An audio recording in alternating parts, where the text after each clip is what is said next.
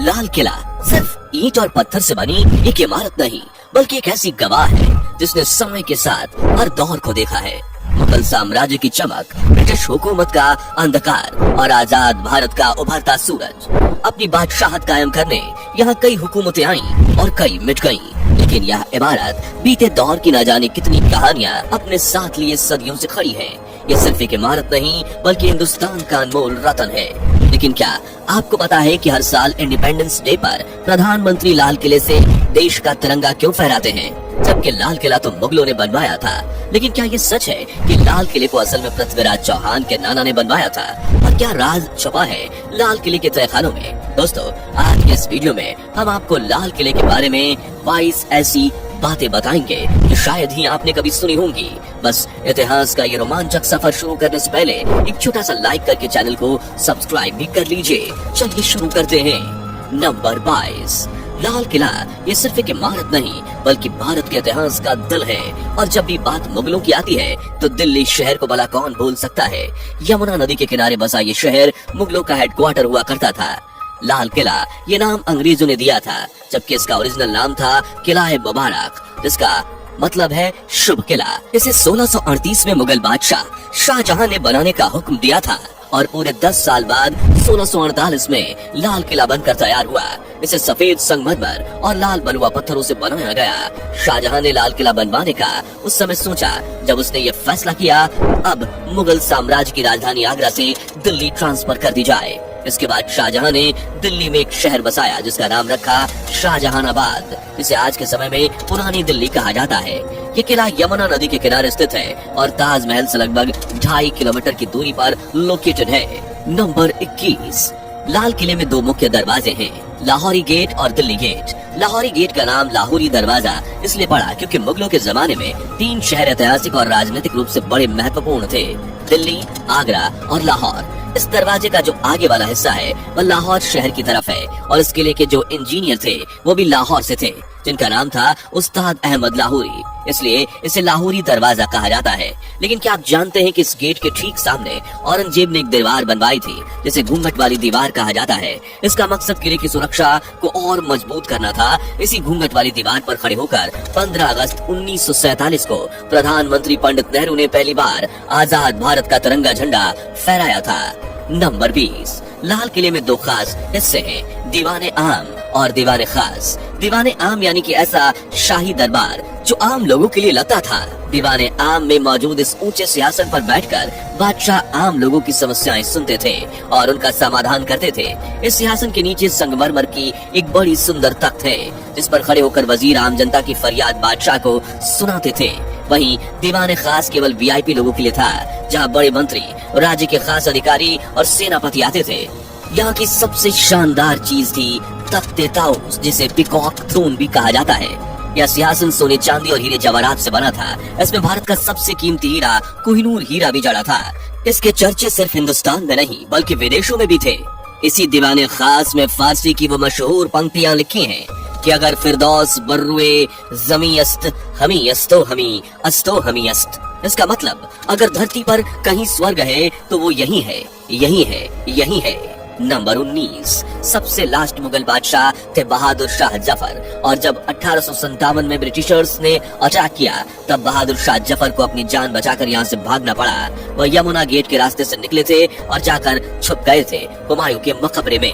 वहाँ से उनको अरेस्ट करके भेज दिया गया था रंगून, जो म्यांमार में है। वहीं पर 1862 में उनकी डेथ हुई थी। बहादुर शाह जफर को लिखने का बहुत शौक था और उसके बाद उन्होंने ये लिखा था कि कितना है बदनसीब जफर, दफन के लिए 2 गज जमीन भी ना मिली कुए यार में। इसका मतलब ये है कि तू कितना बदनसीब है जफर, तुझे दफन होने के लिए अपने ही मुल्क में 2 गज जमीन तक ना मिल सकी। नंबर 18, लाहौरी दरवाजे से अंदर आते ही लाल किले का मीना बाजार शुरू हो जाता है। इसे छत्ता बाजार भी कहते हैं। यह बाजार शाहजहां ने अपनी बेगम और हरम की महिलाओं के लिए बनवाया था। यहाँ गहने, कपड़े और सजावट के सामान की भरमार होती थी। अच्छी बात यह है कि ये बाजार 350 साल बाद आज भी अपनी उन्हीं रंगीनियों के साथ लगता है और आज भी लोग यहाँ से तरह तरह का साजो सामान खरीद कर ले जाते हैं। दोस्तों, क्या आप कभी लाल किला घूमने गए हैं? लाल किला आपको कैसा लगा कमेंट में बताएं। नंबर 17, लाहौरी दरवाजे और दिल्ली दरवाजे के बाद लाल किले का एक तीसरा दरवाजा भी है जिसे यमुना गेट कहते हैं। ये दरवाजा नीचे से यमुना नदी की तरफ खुलता था जहां बादशाह की नाव लगी होती थी। बादशाह नाव में बैठकर यमुना नदी के जरिए दिल्ली से दूसरे शहरों में जाते थे। इसी रास्ते से बहादुर शाह जफर निकले थे और 1648 में जब ये किला कंप्लीट हुआ तो शाहजहां की फर्स्ट एंट्री भी यहीं से हुई थी। यानी फर्स्ट मुगल राजा यहीं से आए थे और लास्ट मुगल राजा भी यहीं से गए। लेकिन अब समय के साथ यमुना नदी किले से काफी दूर हो चुकी है। अगर आप उस समय के दृश्य की कल्पना करें तो यह निश्चित रूप से एक शाही अनुभव रहा होगा। नंबर 16, लाल किला न केवल अपनी भव्यता के लिए मशहूर है बल्कि यह भारतीय स्वतंत्रता संग्राम के इतिहास से भी गहरा संबंध रखता है। 15 अगस्त 1947 को भारत आजाद हुआ तो पंडित जवाहरलाल नेहरू ने लाल किले से तिरंगा फहराकर इस किले को भारत के गौरव का प्रतीक बना दिया। तब से हर साल इंडिपेंडेंस डे पर लाल किले से प्रधानमंत्री देश का तिरंगा फहराते हैं। नंबर 15, लाल किले का रानी महल एक समय मुगल साम्राज्य की शान और शौकत का प्रतीक था। ये महल विशेष रूप से शाही परिवार की महिलाओं के लिए बनाए गए थे। इस महल का नाम शाहजहां ने अपनी प्यारी बेगम के नाम पर रखा था, इसलिए इस महल को मुमताज महल भी कहा जाता था। जब अंग्रेजों ने लाल किले पर कब्जा किया तो उन्होंने मुमताज महल को जेल में तब्दील कर दिया था। नंबर 14, लाल किले में नहरे वहीशत नामक एक खास नहर थी जो यमुना नदी से पानी लाकर किले के महलों को ठंडा रखती थी। शाहजहां ने अपनी वास्तुकला का बेजोड़ नमूना पेश किया था जहां महल इस तरह डिजाइन किए गए थे कि गर्मी का कोई नामो निशान न हो। ये नहर सीधे चांदनी चौक से गुजरती थी और महल के अंदर से होती हुई बाग बगीचों के पास से बहती थी और पूरे किले को ठंडा और खूबसूरत बनाए रखती थी। नंबर 13, लाल किले के मैदान में दो बहुत ही खूबसूरत इमारतें आमने सामने मौजूद हैं जिसे शाहजहां ने 1638 से 1648 तक बनवाया था और इन्हें सावन और भादो नाम से जाना जाता था। इन इमारतों का नाम हिंदू कैलेंडर के महीनों पर रखा गया और इनकी खूबसूरती का कोई जवाब नहीं था। खास बात यह थी कि इन इमारत की डिजाइन में पानी का खास ध्यान रखा गया था। झरने की तरह बहता पानी इन इमारतों को और भी आकर्षक बनाता था। यह कल्पना करें कि आप एक शाही महफिल में बैठे हों और चारों ओर पानी के झरने की आवाज हो। ये सीन कितना शानदार होता होगा। नंबर 12, लाल किले के अंदर स्थित मोती मस्जिद इस किले की सबसे खूबसूरत जगहों में से एक है। ये एक छोटी लेकिन बहुत ही खूबसूरत मस्जिद है। सफेद संगमरमर से बनी ये मस्जिद इतनी चमकदार है और खूबसूरत कि इसे देखकर आंखें हटाने का मन नहीं करेगा। इस मस्जिद को शाहजहां ने अपनी मेहनत मजदूरी की कमाई से बनवाया था। नंबर 11, लाल किले से जुड़ी एक और रोचक बात यह है कि भारत की आजादी के बाद 15 अगस्त 1947 को पहला टीवी ब्रॉडकास्ट यहीं से हुआ था। उस ऐतिहासिक दिन पंडित नेहरू ने लाल किले के प्रचार से भारत की स्वतंत्रता का ऐलान किया था। यह एक ऐसा पल था जिसे पूरी दुनिया ने देखा और महसूस किया। उस समय का लाइव ब्रॉडकास्ट हर भारतीय के दिल में गर्व और खुशी की लहर छोड़ गया था। यह घटना भारत के इतिहास में हमेशा के लिए अमर हो गई, जो स्वतंत्रता संग्राम की कड़ी को जोड़ते हुए एक नए युग की शुरुआत का प्रतीक बन गई। नंबर 10, सलीमगढ़ किला जो लाल किले से जुड़ा हुआ है, इतिहास में कई महत्वपूर्ण घटनाओं का गवाह बना है। ये किला 1546 में शेर शाह सूरी के बेटे सलीम शाह द्वारा बनवाया गया, लेकिन स्वतंत्रता संग्राम के बाद इसे जेल में तब्दील कर दिया गया। नंबर 9, लाल किले का नौबत खाना एक और रहस्यमय जगह है। यह वो स्थान है जहाँ बादशाह के आने पर ड्रम्स बजाए जाते थे और इसे आज के रेड कार्पेट वेलकम जैसा समझ लीजिए। यह शाही म्यूजिक के जरिए आने वालों का स्वागत करने का तरीका था। नंबर 8, लाल किले का अद्भुत डिजाइन मशहूर आर्किटेक्ट उस्ताद अहमद लाहौरी ने तैयार किया, जिन्हें ताजमहल के निर्माण में भी अपनी कारीगरी का जलवा दिखाने का श्रेय प्राप्त है। उनकी वास्तुकला ने मुगल साम्राज्य को नई ऊंचाइयों तक पहुंचाया और यह आज भी उन कारीगरों की कड़ी मेहनत और कला का गवाह है। नंबर 7, लाल किले में एक जफर महल है। इसे आखिरी मुगल बादशाह बहादुर शाह जफर ने 1842 में बनवाया था। यह लाल किले के अंदर किसी मुगल बादशाह द्वारा बनाई गई आखिरी इमारत है। नंबर 6, लाल किले में एक हयात बख्श बाग है। यहाँ पर फल फ्रूट के अलावा जड़ी बूटियां भी लगाई जाती थी जिससे दवाइयां बनाई जाती थी, लेकिन बाद में अंग्रेजों ने सब कुछ बर्बाद कर दिया। नंबर 5, लाल किले में एक और सुंदर बाग हुआ करता था जिसे मेहताब बाग कहते थे।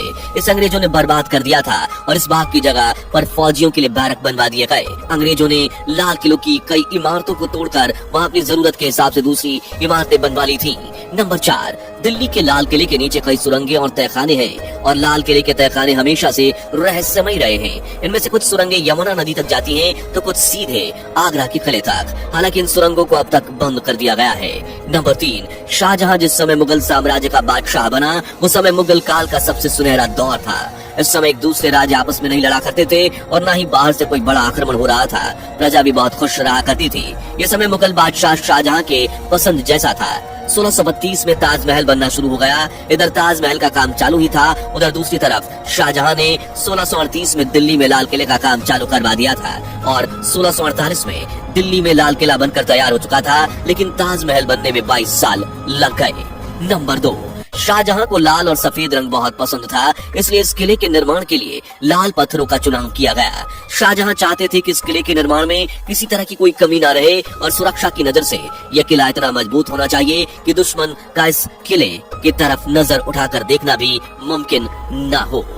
नंबर 1, लाल किला को साल 2007 में यूनेस्को द्वारा विश्व धरोहर स्थल का दर्जा दिया गया। ये सम्मान किले की ऐतिहासिक और वास्तुशिल्पीय महत्ता को प्रमाणित करता है। ये किला आज भी अपनी भव्यता और ऐतिहासिक महत्व के कारण न केवल भारत बल्कि पूरी दुनिया में जाना जाता है। ये किला हमारे इतिहास, संस्कृति और महानता का प्रतीक बन चुका है, जो आने वाली पीढ़ियों को हमारे गौरवमयी अतीत से जोड़ता रहेगा। लाल किला केवल एक इमारत नहीं, बल्कि हमारी शाही विरासत, इतिहास और स्वतंत्रता संघर्ष का जीवित प्रतीक है। तो दोस्तों, अगर आपको ये वीडियो पसंद आई हो तो इसे लाइक, शेयर और चैनल को सब्सक्राइब जरूर करें। और हाँ, कमेंट में बताएं कि लाल किले के बारे में कौन सा फैक्ट आपको सबसे ज्यादा चौंकाने वाला लगा।